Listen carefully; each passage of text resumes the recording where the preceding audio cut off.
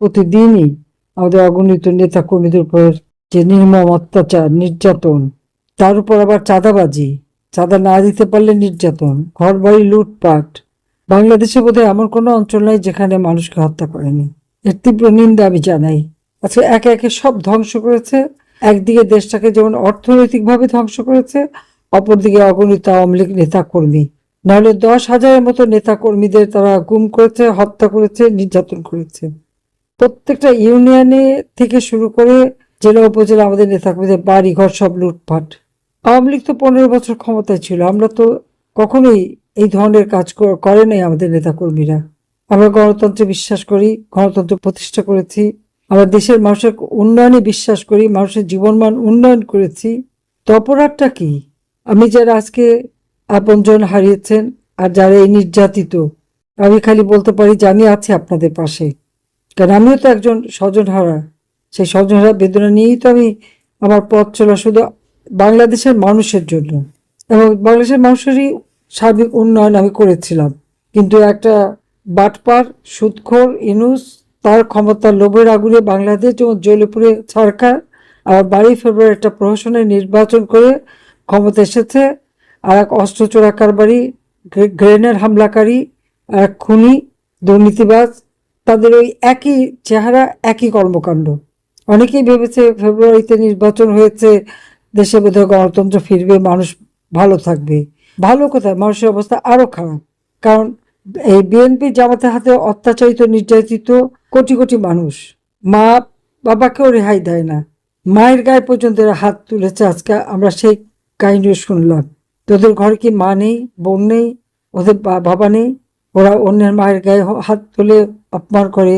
একসাথে 2 ভাইকে চোখটা তুলে নিয়ে গেল, পা কেটে ফেলে দিল। এ কি বর্বরতা! মানুষ মেরে পুকুরের পানিতে ফেলে দেয়। এই বর্বরতার একদিন উপযুক্ত বিচার হবে, কারণ এত অন্যায়, অবিচার, অত্যাচার, এত দুর্নীতি আল্লাহর আরশ কেঁপে যাবে। আমার বিশ্বাস আছে যে একদিন এই বিচার হবে। আমি শালি বলবো যে আজকে যারা আহত অবস্থায় জীবনে বেঁচে গেছেন, আপনারা ধৈর্য ধরেন। আর যারা আপনজন হারিয়েছেন তাদের এটুকুই বলবো যে আমরা একজন স্বজন হারা, আপনাদের ব্যথা কষ্ট আমি বুঝি। তবে আমি আছি আপনাদের জন্য, আছি আপনাদের পাশে। এর ন্যায় বিচার যাতে হয় একদিন, নিশ্চয়ই আমরা তা করবো। আমাদের বিরুদ্ধে তো মিথ্যা মামলা দিয়ে একের পর এক হয়রানি করেই যাচ্ছে, কিন্তু আমার আত্মবিশ্বাস আছে কোনো অন্যায় করিনি। এরকম অত্যাচার নির্যাতন বিএনপির আমলেও হয়েছি। খালেদা জি আমার বিরুদ্ধে 12টা মামলা দিয়েছিল, তো কেয়ারটেকার গভর্নমেন্ট এসে আরো 6টা মামলা দেয়। প্রত্যেকটা মামলা আমি বলছিলাম যে তদন্ত করে আমাকে রিপোর্ট দিতে হবে, সেটাই করেছে, কোনো অন্যায় পাইনি। আর এখন তো মামলার হিসাব নাই, আমি শুধু হত্যা মামলা প্রায় 400-450 মামলা। এটা আমি নিয়ে পড়া করি না, এমনকি মৃত্যুদণ্ড দিয়েছে, আমি পড়া করি না। আমি আছি, অবশ্যই বাংলাদেশে ফিরে আসবো, আর এই অন্যায়ের প্রতিকার এবং বিচার আমরা করব। এবং আল্লাহ সেদিন আমাদের দেবে, জনগণ দেবে, বাংলাদেশের মানুষ দেবে। আজকে মানুষের কত কষ্ট আপনারা চিন্তা করতে পারেন। ঘরে খাবার নাই, বিদ্যুৎ নাই, গ্যাস নাই, সার নাই, কৃষক সেচ দিতে পারে না, পানি নাই, একটা পর ইন্ডাস্ট্রি বন্ধ, শ্রমিকরা বেকার, তরুণ সমাজ কাজ পায় না, চাকরি পায় না। অথচ আওয়ামী লীগের আমলে তো সবকিছুই ছিল। প্রত্যেকটা, সেই বয়স্ক ভাতা, বিধবা ভাতা, প্রতিবন্ধী ভাতা আমরা দিয়েছি, মুক্তিযোদ্ধা ভাতা দিয়েছি, ঘরে ঘরে বিদ্যুৎ, বিনা পয়সায় 30 প্রকার ওষুধ কমিটি ক্লিনিক থেকে আমরা দিয়েছি, মাতৃত্বকালীন ভাতা দিয়েছি, বিনা পয়সায় বই দিয়েছি, চিকিৎসা ব্যবস্থা করেছি, মানুষের কর্মসংস্থান ব্যবস্থা একেবারে গ্রাম পর্যায় পর্যন্ত করে দিয়েছিলাম। কিন্তু একদিকে যেমন অর্থনীতি ধ্বংস, সামাজিক নিরাপত্তা নাই, মা বোনের ইজ্জত নাই, শিক্ষকদের ইজ্জত নাই, তার উপর এই সন্ত্রাসী কর্মকাণ্ড এখনো করে যাচ্ছে। এদের শিক্ষা হবে কবে আমি জানি না। এই অবস্থায় অবশ্যই বলবো, আমাদের অগণিত নেতাকর্মীকে মামলা দিয়েছে, লক্ষ লক্ষ নেতাকর্মীর বিরুদ্ধে মামলা। এই সকল মামলা প্রত্যাহার করতে হবে, সকল রাজবন্দীদের মুক্তি দিতে হবে। এই মিথ্যা মামলা দিয়ে হয়রানি করা এবং কথায় কথায় কোপানো, মানুষ মারা, এটা বন্ধ করতে হবে। তাছাড়া এই যে নিত্য প্রয়োজনীয় জিনিসের দাম যেভাবে বেড়ে গেছে, মানুষের আয় নাই কিন্তু ব্যয় আছে, কিন্তু দেখারও কেউ নাই। ক্ষমতা আসে লুটপাট করে খেতে, একটা তো লুটপাট করে সুদখোর সেই বাটপাড়ি নুস গেছে, আর রেখে গেছে আর একটা, ওই একই কাজ করে যাচ্ছে। দুর্নীতি, হত্যা, খুন, এটাই তাদের চরিত্র, এই কাজই তারা করে যাচ্ছে। এখন সকলকে ঐক্যবদ্ধ হতে হবে আর এই অন্যায়ের বিরুদ্ধে রুখে দাঁড়াতে হবে। এবং প্রত্যেক এলাকায় যেখানে বিদ্যুৎ নাই, গ্যাস নাই, শান নাই, সেই সব এলাকায় সব মানুষকে ঐক্যবদ্ধ হতে হবে। আমি তো 2,62,00,000 কৃষককে কৃষি উপকরণ কার্ড আমি দিয়েছিলাম।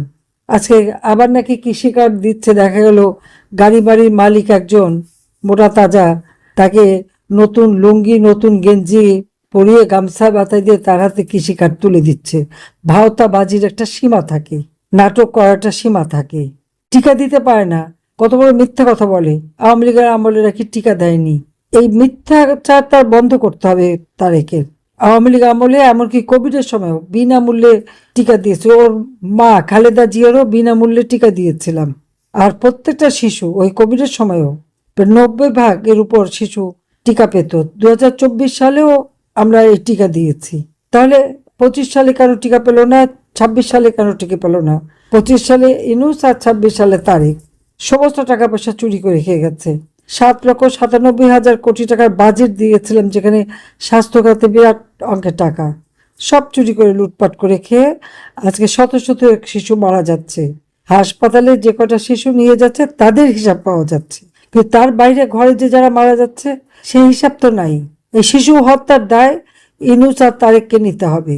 কেন ক্ষমতা আসার সাথে সাথে সে টিকা দেওয়ার ব্যবস্থা করতে পারলো না? আমরা তো করেছি, আওয়ামী লীগ করেছে। তো ইনুস বা তারেক বিএনপি পারে না কেন? এই শিশু হত্যা, তার উপর কুপিয়ে মানুষ হত্যা। আওয়ামী লীগের নেতা কর্মীরা যদি কাজ করতে পারতো, মানুষের পাশে দাঁড়াতে পারতো, মানুষের অনেক সহযোগিতা করতে পারতো। প্রত্যেকের ঘর বাড়ি, ব্যবসা প্রতিষ্ঠান, চাকরি খাওয়া, তার উপর নির্যাতনের শিকার কে না? আওয়ামী লীগ, সংখ্যালঘু সম্প্রদায়, আইনজীবী, সাংবাদিক, পেশাজীবী, সাংস্কৃতিক কর্মী, সেনাবাহিনীর অফিসার, পুলিশের অফিসার, কেউ বাদ যাচ্ছে না। প্রশাসন অফিসার, সবাইকে কারাগারে বন্দি, নির্যাতন, কারাগারের ভিতরে নির্যাতন করে করে মেরে ফেলে দিচ্ছে। এভাবে একটা দেশ চলতে পারে না। আর দেশটাকে নিয়ে এরা ছিনিমিনি খেলছে। যে বাংলাদেশ বিশ্বের দরবারে একটা সম্মান নিয়ে চলতো, সে সম্মান আজকে ভুলুণ্ঠিত করে দিচ্ছে। নারীদেরও কোনো নিরাপত্তা নাই। কাজে এই অবস্থা পরিবর্তন করতেই হবে। কাজে আজকে যারা আপনারা স্বজন হারিয়েছেন, যারা আজকে আঘাতপ্রাপ্ত, কষ্ট, আমি জানি আপনাদের দুঃখ কষ্ট, কিন্তু এই জালেম সরকার ক্ষমতায় থাকা পর্যন্ত তো কিছু হবে না। কাজে এদেরকে সরিয়ে বাংলাদেশে আবার গণতন্ত্র ফিরিয়ে আনতে হবে। বাংলাদেশের মানুষের জীবনযাপন আবার নিরাপদ করতে হবে। আর সেটা একমাত্র আওয়ামী লীগই পারে এবং আওয়ামী লীগই করবে ইনশাল্লাহ। আপনারা সবাই একটু ধৈর্য ধরে দোয়া করেন। আমি আপনার জন্য দোয়া করি আল্লাহর কাছে। আপনারা সুস্থ থাকেন, আপনারা তাড়াতাড়ি সুস্থ হয়ে ওঠেন। আর যারা স্বজন হারিয়েছে তাদের বলবো, স্বজন হারাবার বেদনা আমার থেকে আর কেউ বুঝে না। কাজে আমি আছি আপনাদের সকলের পাশে। সবাইকে আবারও কথা বলতে পেরে আমারও খুব ভালো লাগছে যে আপনাদের কষ্টের কথা শুনছি, অন্তত আপনাদের ব্যথার সাথী হতে পারছি। আজকের মতো এখানে বিদায় নিই, আবার দেখা হবে। খোদা হাফেজ। জয় বাংলা, জয় বঙ্গবন্ধু, বাংলাদেশ টিভি হোক।